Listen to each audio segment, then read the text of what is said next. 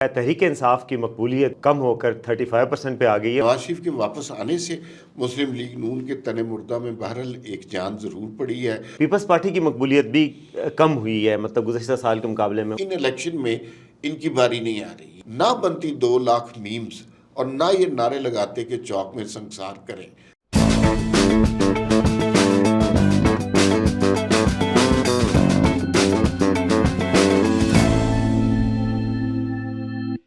अस्सलाम वालेकुम, we talk के साथ मैं हूं वसीम अब्बासी, अम्मार मसूद साहब के साथ।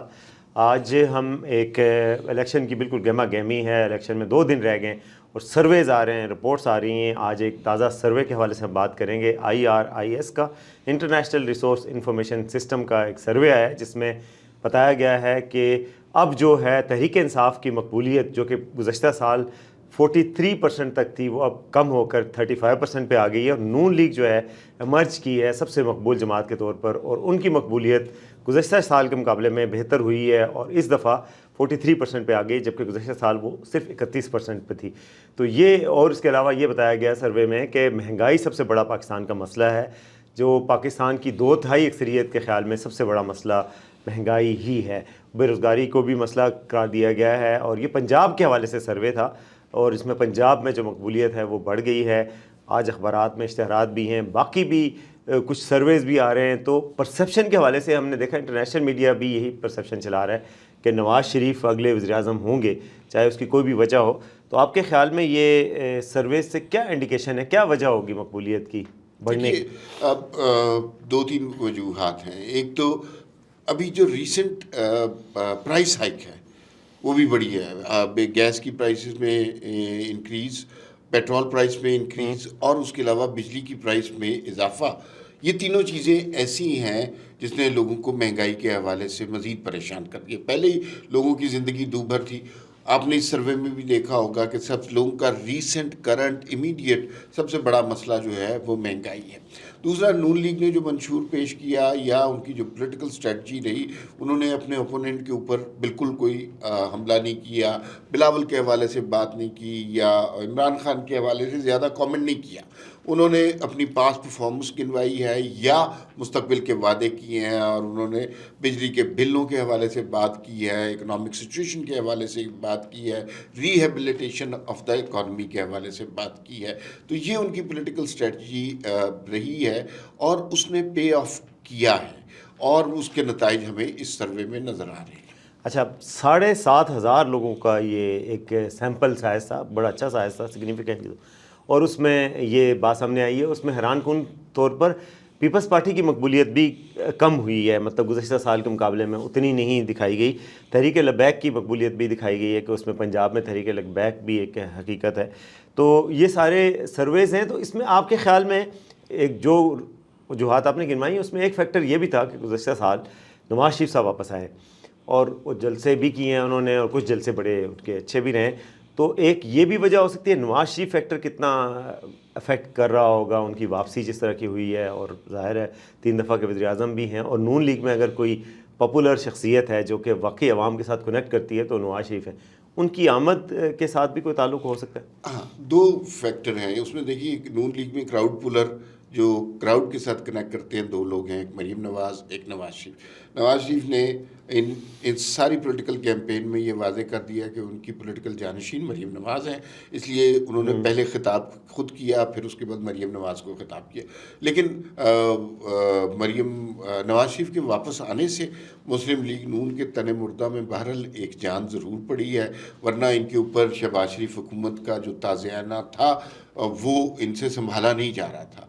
अब अगर आप इनकी पॉलिटिकल कैंपेन देखें, इन सारे जलसों में कहीं इन्होंने जिक्र नहीं किया शहबाज शरीफ की गवर्नेंस का, शहबाज शरीफ की इकनॉमिक परफॉर्मेंस का। वो 16 माह खा गए, लेकिन उन्होंने बात की कि वो सारी बात उन्होंने की 2017 से। हमारे ज़माने में डॉलर कितना था, हमारे ज़माने में बिजली का बिल कितना आता था, हमारे ज़माने में पेट्रोल की कीमत क्यों थी। इसलिए मुझे ये भी लगता है कि जो कुछ लोग जो ये इंडिकेट कर रहे हैं कि शहबाज शरीफ साहब नेक्स्ट प्राइम मिनिस्टर हो सकते हैं, तो उनका पत्ता मुझे लगता है कि बिल्कुल कट चुका है। दूसरा, एक पॉलिटिकल फैक्टर जो इन सर्वेज में पंजाब जो है ना, वो कभी भी एंटी इस्टेब्लिशमेंट वोट नहीं करता। ये पंजाब में हमेशा से। 9 مئی کے واقعات کے بعد جب ہم نے دیکھا جو کچھ عمران خان نے تحریک انصاف نے کیا، اس کی پنجاب میں پذیرائی کبھی بھی نہیں ہوئی. پنجاب کبھی بھی اس طرح ریئیکٹ نہیں کرتا. پنجاب کے پی کے نہیں ہے، پنجاب سندھ نہیں ہے، پنجاب بلوچستان نہیں ہے. پنجاب کی اپنی طریقہ طرز سیاست ہے اور یہ اپنے طریقے سے چلتے ہیں. تو دوسرا یہاں پر ہمیں یہ بھی سمجھنا چاہیے، مقبولیت میں وہ لوگ بھی فیکٹر ہوتے ہیں جو ضروری نہیں ہے ٹاپ لیڈرشپ ہوتی ہے، جو اس کے نیچے لوگ ہوتے ہیں جنہوں نے اپنے تھانے کچہری کے کام کروانے ہوتے ہیں، جن کے لیے وہ ضروری ہوتا ہے کہ وہ جیتنے والے کے ساتھ ہو، تو وہ بھی ہوا بناتے ہیں. اور پرسیپشن کے حوالے سے دیکھیں آپ، دنیا بھر کے اخبارات کی پرسیپشن یہ آئی تھی. بی بی سی نے بھی ابھی کچھ دن پہلے چھاپا کہ جی نواز شریف از اے کم بیک کنگ. اب میں سعودی گزٹ میں بھی دیکھ رہا تھا، بہت سارے اخبارات دنیا کے جو بھی ہیں ان میں یہ آ رہا تھا کہ جی یہ جیت رہے ہیں. وہ پرسیپشن بھی میٹر کرتی ہے. اس سروے میں بھی پرسیپشن کی بھی بات کی گئی ہے. لوگوں سے پوچھا گیا کہ جی آپ کے خیال میں کون وزیر اعظم بنے گا، تو 54% لوگوں نے، یعنی کہ نصف سے بھی زیادہ لوگوں نے یہ رائے دی ہے کہ نواز شریف وزیر اعظم بنیں گے اور یعنی نون لیگ حکومت بنائے گی. جبکہ 24% لوگوں نے، صرف 24% جو کہ 1/4 بنتے ہیں، انہوں نے کہا کہ پی ٹی آئی حکومت بنائے گی. تو پرسیپشن بھی ایک ہوتی ہے، ایک فیکٹر ہوتا ہے جو مقبولیت بڑھاتا ہے. جو آپ نے بات کی اسی کو آگے بڑھا رہا ہوں کہ وہ یہ ایک تاثر لوگوں کو کہ جی اگلی حکومت کس کی آ رہی ہے. اگر ان کی حکومت آ رہی ہے تو کیا ہمارا ووٹ تو نہیں ضائع ہو رہا کہ ہم کسی دوسرے کو ووٹ دیں. پھر ہم نے جو کام کروانے ہیں، ہم نے سڑک بنوانی ہے، ہم نے ڈیولپمنٹ کروانی ہے، اگر ہمارے حلقے سے مخالف امیدوار جیتتا ہے اور رولنگ پارٹی نہیں جیتتی تو ہمارے حلقے میں کام نہیں ہوں گے. یہ بھی ایک پرسیپشن ہوتی ہے. اس کا کتنا ایک اثر ہوا ہوگا؟ بالکل اس کا اثر ہوتا ہے. اور لیکن ایک اینگل جو اس ڈسکشن میں ہم مس کر رہے ہیں وہ بانی پی ٹی آئی تھے عمران خان کے خلاف جو مقدمات کے فیصلے ہوئے ہیں.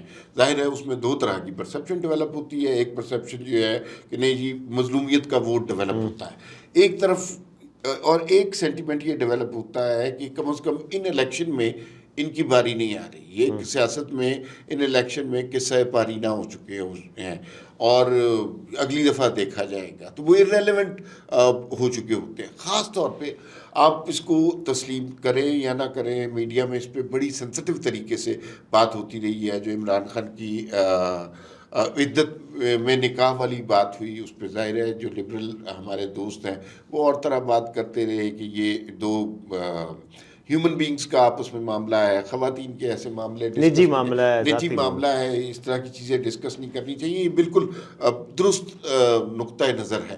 لیکن مسئلہ یہ ہے کہ عمران خان نے اپنے آپ کو جس پیڈسٹل پہ رکھا، جو اسلامی ٹچ انہوں نے اپنی سیاست میں لگایا، ایاک نعبد و ایاک نستعین، امر بالمعروف اور ریاست مدینہ، یہ سارے کانسیپٹ سے بنیادی طور پر انہوں نے ایک خاص مائنڈ سیٹ کو ٹارگٹ کیا.